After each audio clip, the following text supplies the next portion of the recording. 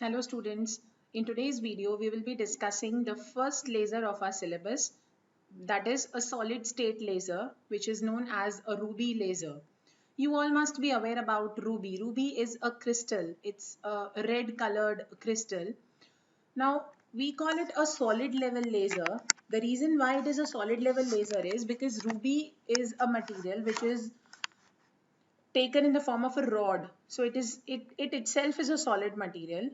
So this solid rod is used to generate coherent beam of photons, that is laser. Now ruby is the laser which was first of its kind. The very first laser to be commercialized was ruby. It is a solid state laser which uses synthetic ruby crystal as its laser medium or as its active medium. It was it was the first successful laser which was developed by T. Mayman in 1960. So 1960 was the year when the first laser was developed, successfully developed, and that was ruby. It is one of the very few solid state lasers that produce visible light. It emits deep red light of wavelength 694.3 nanometers.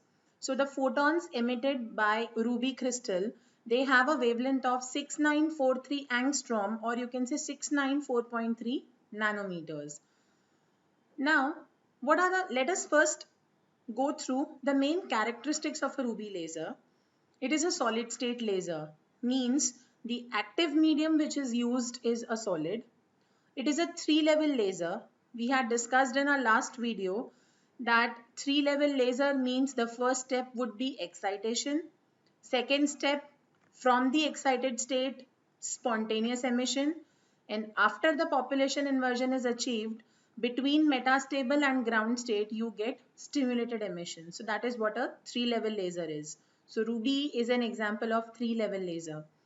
Then, because it is a solid state laser, the pumping source it uses is optical pumping. Optical means light, external light is used to excite the atoms. We'll be discussing further what optical source it uses. And last characteristic of ruby laser is the output is in the form of pulses. Because it is a three-level laser, you will not get continuous beam, you will be getting in the form of spikes or pulses. So these are the main characteristics of ruby laser. Now let us go through the construction. Construction is not very difficult. You can see this cylindrical portion. This cylindrical portion is the ruby rod. With respect to laser, we say that this cylindrical structure is the active medium. What is done to this active medium? One side of the active medium is completely silver polished. So that forms our perfect reflector. The other side, the other end of this rod is partially silver polished. So that forms our partial reflector, or you can say partially silvered mirror. Both the sides cannot be completely silvered because then you will not get laser in the form of output. And both the sides cannot be partially silvered because then you will be getting it from both the sides. And the intensity will also reduce. So one set of complete and the other set of partial mirrors. Then this coil-like structure, you can see this is the xenon flash lamp. In simple words, I would say the rod has in its surrounding, it has a tube light. Now this red colored coil which I have shown is connected to a capacitor, resistor and battery is shown because that is the power supply which is needed to switch on the xenon lamp. Because xenon is used to excite the ruby atoms. Getting it? Then, can you just see the surrounding? So this is actually a cavity, an elliptical cavity made. Now this cavity has an inlet and outlet pipe to supply cold water. So cold water runs in circulation. What happens is continuously when the ruby laser is on, when the xenon lamp is on, what actually happens is the entire system gets heated up. So to cool it down, we need to have cold water supply. So basic construction we'll be discussing point wise also. Now ruby rod, we said that ruby laser uses It is a combination of aluminium oxide, that is Al2O3, and chromium oxide, Cr2O3. So chromium oxide is actually mixed in aluminium oxide in such a way that the total combination Cr3 plus ions replace Al3 plus ions. 0.05% of aluminium ions should be replaced by chromium ions, because in Ruby, chromium is the part which leads to emission. So chromium oxide is purposefully added to aluminium oxide in such a way that you are replacing 0.05% of aluminium by chromium. Ruby rod is the rod which is generally taken is approximately 10 centimeters in length and diameter is approximately 0.8 centimeters. As I just said that this is the part which will lead to emission of photons. So we say that Cr3 plus ions act as the active centers. So chromium ions here are the active centers. A xenon flash lamp here is used as a pumping source. Xenon flash lamp is used as a pumping source. The resonance cavity or the optical resonator is formed by polishing the ends of ruby rod in such a way that one of them acts as a full reflector and the other acts as a partial reflector. So it is basically the silver polish which is done on the ruby rod.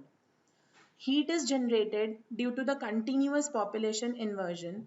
So a helical chamber is made surrounding the system of xenon lamp and ruby rod with an inlet and outlet pipe which has cold water in circulation, and this will actually reduce the heat and it will prevent our system from collapsing. The optical flash lamp here produces around 1000 joule of energy for a few milliseconds.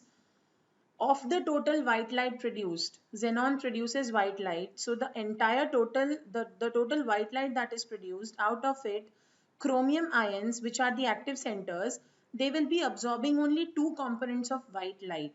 Light is a transverse wave which is in the form of which has a wavelength in the form of crests and troughs.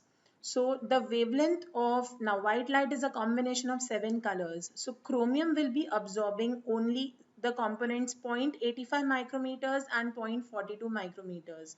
So it will be absorbing only this portion of white light to get excited. Now let us move on to the working, and working is explained in the form of energy band diagram. Because we said we have earlier discussed that Ruby is a 3-level laser, so the entire process will be divided into 3 steps. So this is what is the ground state. We get two different excited states. The reason why we get two different excited states is the chromium atoms, out of the total generated by xenon, the chromium atoms will be absorbing two components, 0.85 micrometers and 0.42 micrometers. So wavelength is less, that means speed is high, so they will be rising to a higher energy level. You can know that Hc by lambda, energy is equals to Hc by lambda. So if lambda is less, energy will be more. Similarly, those atoms, those chromium atoms which absorb the 0.85 micrometer component, they will be reaching comparatively a lower energy level. So we call this as green band because this forms the green, this actually 0.85 component is the component of green color and 0.42 represents blue band. So you can see from the diagram that green and blue, both the bands are excited state. The difference is only because of absorption of different components of white light. So step number 1, ground state to green band, ground state to blue band, both of them resemble excitation. Now because they are excited levels, the atoms will be highly unstable, so they will spontaneously come to a level wherein their lifetime is more, that is metastable state. So from blue band to metastable or green band to metastable, the transition would be very fast. The moment these atoms reach the band, they will come down. So this spontaneous emission is actually known as a non-radiative decay. This will not emit useful light. So now there are atoms in metastable state. Continuously the atoms are sent to the green and blue bands. So when you have a situation that atoms in ground state are less than metastable state, we say that population inversion is achieved, and that is the moment what happens is these two, suppose we had only two photons, so these two photons come down, so you get two coherent photons. But what happens, these two coherent photons, they will keep on moving between the ruby rod only, wherein we have one side perfectly polished, the other side partially polished. So two photons will excite two more atoms, that will give two more photons, and this is how the laser beam will get amplified. The atoms which come down from metastable to ground state, they release a photon which has a wavelength of 6943 angstrom, or you can say 694.3 nanometers. This is the wavelength which is close to red light. So we say that ruby produces a laser which is pure or deep red in color. Now let us go through the points. When the pumping source, that is the xenon flash lamp, is switched on, the chromium ions, that is Cr3 plus ions, get excited. The ones which absorb photons of 0.85 micrometers move to green band, and the ones which absorb photons of wavelength 0.42 micrometers go to blue band. Energy inversely related to wavelength. So lower the wavelength, higher will be the energy. Higher the wavelength, lower will be the energy. Blue and green bands here indicate the excited state. So both of them are excited states only. So ground to blue or ground to green, it represents only one step, that is excitation. The lifetime of Cr3 plus ions in green and blue bands is very less. So they are highly unstable and they make a transition to metastable state. This has more lifetime than excited state. This transition till the metastable state is very fast and non-radiative, and this is known as spontaneous emission. Slowly what happens, from the excited state, atoms are reaching the metastable state. So we say that number of atoms, that is chromium atoms, increases in metastable state, and the number of atoms in ground state decreases as they are excited due to pumping. So when we have a situation that when we have a situation that ground state is having less number of atoms as compared to metastable state, we say that population inversion is achieved. So in case of a ruby laser, the population inversion is achieved between the metastable and the ground state.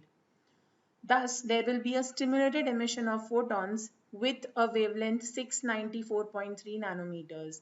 Now, these photons will fluctuate between fully reflecting and partially reflecting mirrors, and in turn will excite more Cr3 plus ions.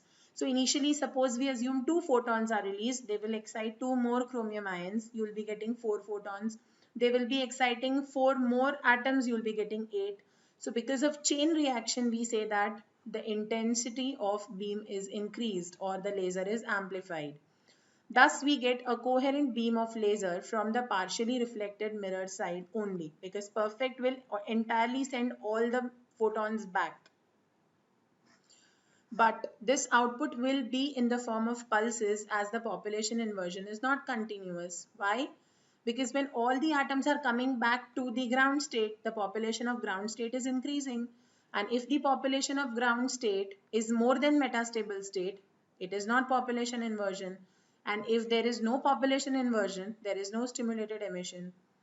So again, after some time, when the ground state is depopulated, you will be getting the laser pulse again. So this pulsating behavior of ruby is what is known as the spiking behavior of the ruby laser. This is all about ruby laser. We'll be discussing helium neon laser in the next video. Thank you.